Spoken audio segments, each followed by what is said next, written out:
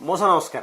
नमस्कार मौसा कौन मुझे तुम केते वर्ष बड़ कहल यही 5-7 वर्ष भितर बड़ हेबी तापाई मौसा भाई ना डाक ना भाई डाक ना ना धरी डाकिले भी चलो। सॉरी भाई नमस्कार। हाँ नमस्कार।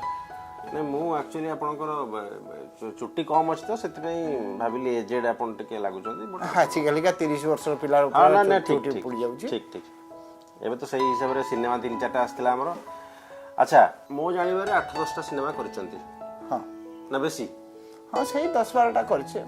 ता भितरु आपण करिसंती सुपरहिट सिनेमा बालुंगा टोका आपण करिसंती रंगीला टोका मोस्ट वांटेड भूल बुझीबनी मते भूल बुझीबनी मते सिंदूर नुहे खेलबार सिंदूर नु खेलबार करछन आपण। हां सेउठा आरंभ ସେଇଟା ଆପଣ ସିନେମା କ୍ୟାରିୟର ଆରମ୍ଭ ରକତ ଲେଖିଛି ନା ରକତ ଲେଖିଛି ନା ଆପଣ କରିଛନ୍ତି।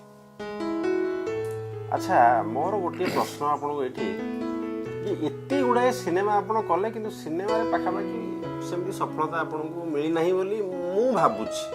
ନାଇଁ ସେଇଟା ଠିକ୍ ଆଜ୍ଞା ଯୋଉଥିରେ ଭଲ ରୋଲ୍ ମିଳିବ ସେଇଟା ଯେ କରିପାରିବା ବୋଲି ଗୋଟେ କିଛି ମାନେ ନାହିଁ। ଯିଏ ମାନେ ଯାଇକି ଧରାଧରି କରିପାରିବେ ବା ଡାଇରେକ୍ଟର ଧରିବେ ବା ପ୍ରଡ୍ୟୁସରକୁ ଧରିବେ ସେମାନେ ହେଲେ ଭଲ ରୋଲ୍ ପାଇପାରିବେ। ମୁଁ ତ କାହା ପଛରେ ଗୋଡ଼େଇ ପାରିବିନି। ତାପରେ ମୁଁ ଜଣେ ଗଭର୍ଣ୍ଣମେଣ୍ଟ ସର୍ଭାଣ୍ଟ ତେଣୁ ମୁଁ ଏପଟେ ଚାକିରିଟା ଦେଖିବି ସେପଟେ କେଉଁଠି ଅଳ୍ପ ଥିବ ସେଇଠି ଯାଇକି ରୋଲ୍ କରିପାରିବି ଆଉ ଯେଉଁଟା ଦୂର ଜାଗା ହେବ ମୁଁ ସେଠି କରିପାରିବିନି। ନା ସିଏ ଠିକ୍ କିନ୍ତୁ ଆପଣ ସିରିଏଲ ବି କରିପାରନ୍ତି। ସିରିଏଲ୍ ସେମିତି ଆଡ଼ଜଷ୍ଟ କରେ ମୁଁ ସେମାନଙ୍କୁ କହିକି ଆଇଦର ଫାର୍ଷ୍ଟ ହାଫ୍ରେ ସକାଳୁ 11ଟା ଭିତରେ କରିବି ନହେଲେ ନାହିଁ 4ଟା ପରେ ରାତି 10ଟା 12ଟା ଯେତେବେଳେ ହେଲେ ବି ଚଳିବ। ଅଫିସ୍ ସାରି ଦେଇକି 4ଟା 5ଟା ବେଳକୁ ପଳେଇଯାଏ। 5ଟାରେ ଅଫିସରେ ମୁଁ ପଳାଏ। ଆଚ୍ଛା ଆପଣ ସିନା ଏତେ ଗୁଡ଼ାଏ କାମ କରି କରି ପଛରେ ସକ୍ସେସ୍ ସିନିୟର ଏସବୁ ଏକ୍ସପିରିଏନ୍ସ ହେଲେ ଯେତେବେଳେ ପ୍ରଥମେ ଆପଣ କାମ କଲେ ଆଜିକାଲି ପିଲାଙ୍କୁ ଆଜ୍ଞା କାମ ମିଳୁନି ଯେଉଁ ଷ୍ଟ୍ରଗଲ୍ କରୁଛନ୍ତି କ'ଣ ତା ଭିତରେ ଆପଣଙ୍କର ଏତେ ଗୋଟେ ଫର୍ମାଇଜ ମୁଁ 11 ଭିତରେ କରିବି 5ଟା ପରେ କରିବି ତା ଭିତରେ ବି ଆପଣଙ୍କୁ ମାନେ ଲୋକ ସେତେବେଳେ ଶୁଣୁଥିଲେ ଆପଣଙ୍କ କଥା। ହଁ ମୋର ମନେକର ସିନ୍ ନାହିଁ ମୁଁ କେମିତି ହେଲେ ସେ ଭିତରେ ପଳେଇ ଆସିକି ଅଫିସ୍ କରିଦେଇ ପୁଣି ପଳେଇଯାଏ କାହିଁକିନା ସବୁ ସୁଟିଂ ଗୁଡ଼ା ତ ଏଇ କଟକ ଭୁବନେଶ୍ୱର ଭିତରେ ଯିବା ଆସିବା ହାର୍ଡ଼ଲି ଘଣ୍ଟେ 1.5 ଘଣ୍ଟା ଭିତରେ ରହିବ। ମୁଁ ସେଇ ଅନୁସାରେ ଆଡ଼ଜଷ୍ଟ କରିକି ଅଫିସ୍ ଆସି ଅଫିସ୍ ସାରିକି ପୁଣି ପଳାଏ।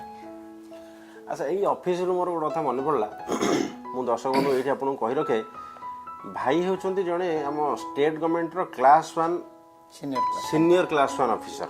ଆପଣ ଏତେ ବଡ଼ ଜଣେ ଅଫିସର କୌଣସି ଜାଗାରେ ମୁଁ କାହିଁ ଆପଣଙ୍କୁ କେବେ ଅଫିସର ହେବାର ଦେଖିନି ସବୁଠି ଆପଣଙ୍କୁ ଚାକର ଭାବରେ ଦେଖିଛି।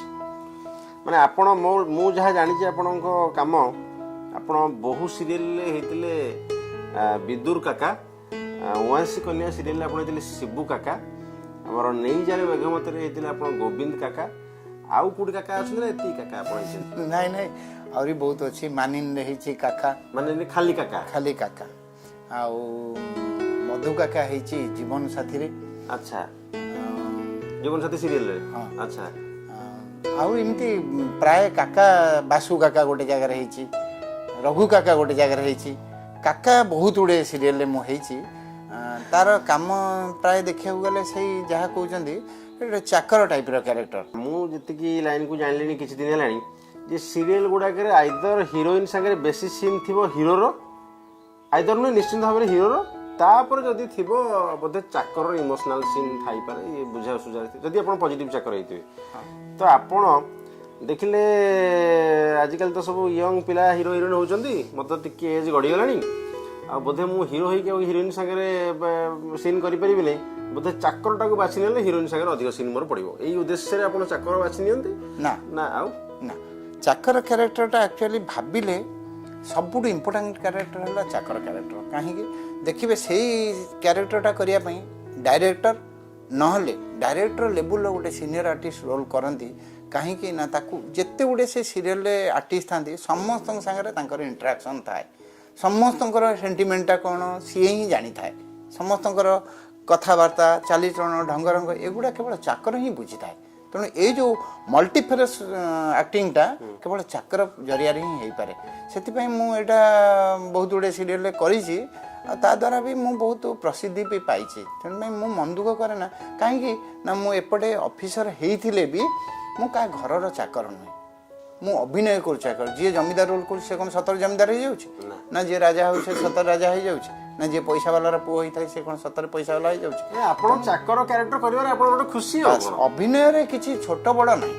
ଅଭିନୟ କରିବା ପାଇଁ କିଛି ଛୋଟ ବଡ଼ ନାହିଁ। ଆଚ୍ଛା, ଆପଣଙ୍କ ସାର୍ ଏମିତି କେବେ ଘଟିଛି ଯେ ଆପଣ ଗାଁ ପଡ଼ିଆକୁ, ଖୋଲା ପଡ଼ିଆ ତ କହିହେବନି, ଗାଁ ପଡ଼ିଆରେ ଛୋଟ ଛୋଟ ଗଛ ଥିବ, ସେ ଗଛ ମୂଳେ ଶୌଚ ଯାଇ, ମାନେ ଆମେ ଯାହା କହିବା କଞ୍ଚା ଓଡ଼ିଆରେ କହିଲେ ଝାଡ଼ା ଯାଇ ମଳତ୍ୟାଗ କରି ଆପଣ ଆସି ପୋଖରୀରେ ଧୋଇବାକୁ ପହଞ୍ଚନ୍ତି, ସେଇ ଟାଇମ୍ରେ କି ଆପଣଙ୍କୁ ଦେଖିଦେଇଛି, ଆପଣ ସେ ଯେଉଁ ଅର୍ଦ୍ଧ ଉଲଗ୍ନ ଅବସ୍ଥା ଆପଣଙ୍କର, ସେ ଟାଇମ୍ରେ ଆପଣଙ୍କୁ ଯଦି ଦେଖିଦେଲା, ସେମିତିଆ ଟାଇମ୍ରେ ଆପଣ ନିଜକୁ କେବେ ମାନେ ସେମିତି ସିଚୁଏସନ୍ ଆସିଛି କେବେ? ହଁ, ମୁଁ ତ ସେମିତି କହିଲେ ଗାଁରେ 11-12 ବର୍ଷ ପର୍ଯ୍ୟନ୍ତ ପ୍ରାୟ ଥିଲି, 11 ବର୍ଷ ପରେ ପର୍ଯ୍ୟନ୍ତ। ତାପରଠୁ ମୋ ଭାଇ ମୋତେ ଭୁବନେଶ୍ୱର ନେଇ ଆସିଲେ, ମୁଁ ଏଠି ପାଠ ପଢ଼ିଲି। କିନ୍ତୁ ଯେଉଁ 10-11 ବର୍ଷ ବା 12 ବର୍ଷ ପର୍ଯ୍ୟନ୍ତ ମୁଁ ଯେଉଁ ଗାଁରେ ଥିଲି, ଆମର ତ ସବୁଦିନର ଚଳଣି ହେଲା ଆମେ ଯାଇକି ଖୋଲା ପଡ଼ିଆରେ ଝାଡ଼ା ଯିବୁ ବା କେଉଁ ଗଛ ମୂଳେ ବସି ଝାଡ଼ା ଯିବୁ। ଗୋଟେ ଖୁସି ଆପଣଙ୍କର?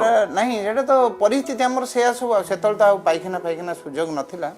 ଏମିତି ହେଇକି ଆମେ ଯେତେବେଳେ ପୋଖରୀକି ଶୌଚ ହେବା ପାଇଁ ଯାଉ, ମୁଁ ହଠାତ୍ ଶୌଚ ହେଇସାରି ଉଠିଲା ବେଳକୁ ସ୍ତ୍ରୀ ଲୋକ 3 ଜଣ ଆସୁଛନ୍ତି।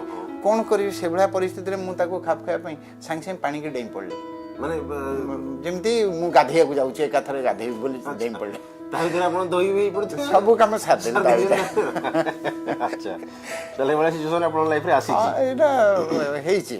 କିଏ କେବେ କହିଛି ଯେ ପ୍ରମୋଦ ବାବୁ ଆପଣ ଭଲ ଦେଖାଯାଉନାହାନ୍ତି, ବା ଆପଣ ଯେଉଁ ରୋଲ୍ଟି କଲେ ଭଲ ଲାଗିଲାନି, ଏତେ ଖାସ୍ ଲାଗୁନି, ଲୋକଟା ଭଲ କରୁନାହିଁ, କିଏ ଏମିତି ଆପଣଙ୍କ ମୁହଁରେ ଶୁଣିଲା ଭଳିଆ କେବେ କିଏ କହିଛି? ଦେଖନ୍ତୁ, ଯେତେ ବଡ଼ ଅଭିନେତା ହଉ, ଯେତେ ବଡ଼ ସିନିୟର ଯେଉଁମାନେ ବି ଅଛନ୍ତି, ସମସ୍ତଙ୍କର କିଛି ନା କିଛି ଆହୁରି ଭୁଲ ବି ରହେ। ତାକୁ କେଇ ଜଣ ଟ୍ରେସ୍ ଆଉଟ୍ କରନ୍ତି, ଆଉ କେଇ ଜଣ କରନ୍ତିନି। ମୁଁ ଯେତେବେଳେ ତେଜସ୍ୱିନୀ କରୁଥିଲି, ସେତେବେଳକୁ ମୁଁ 3-4 ମାସ ଖଣ୍ଡେ ବସିଯାଇଥିଲି, ଆଉ କରିନଥିଲି। ତେଜସ୍ୱିନୀ କଲାବେଳେ ମୁଁ ଯେତେବେଳେ ସେ ଋଷି କ୍ୟାରେକ୍ଟର ମୋତେ ଦେଇଥିଲେ, ଗୋଟେ ତ୍ରିକାଳଦର୍ଶୀ ଋଷି କ୍ୟାରେକ୍ଟର ମୁଁ ଯେତେବେଳେ କରୁଥିଲି, ସେଠି ଡିରେକ୍ଟର ଥିଲେ ଶିଲୁ ମହାନ୍ତି। ସିଏ ମୋତେ ପ୍ରଥମ ସିନ୍ ଯେତେବେଳେ ମୁଁ ସୁଟିଂ ହେଲା, ମୋତେ କହିଲେ, ପ୍ରମୋଦ ବାବୁ କେତେ ଦିନ ସୁଟିଂ ବନ୍ଦ ହେଇଗଲା, ସେଥିରେ ଆପଣ କ'ଣ ଆକ୍ଟିଂ ଭୁଲିଗଲେ କି? ମୁଁ କହିଲି ନାଇଁ, ଏ ଜାଗାଟା ନୂଆ, ଏ ସିରିଏଲ୍ ଯେଉଁମାନେ ପ୍ରଡ୍ୟୁସ୍ କରୁଛନ୍ତି ୟାଙ୍କର ଭିତରେ ମୁଁ କାହାକୁ ଜାଣିନି ଭଲ ଭାବରେ, ୟାଙ୍କ ସାଙ୍ଗରେ ମିଶିନି, ସେଥିପାଇଁ ମୁଁ ଟିକେ ସିଙ୍କ୍ କଲି।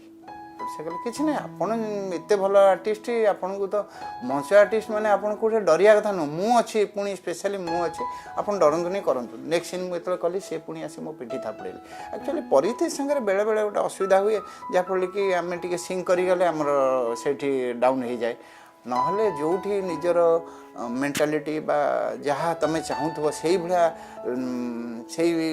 ଜିନିଷଟେ ପାଇଲେ ଆକ୍ଟିଂଟା ଡେଫିନେଟଲି ବାହାରି ପଡ଼ିବ, ସେଠି କିଛି ଭାବିବାର ନାହିଁ।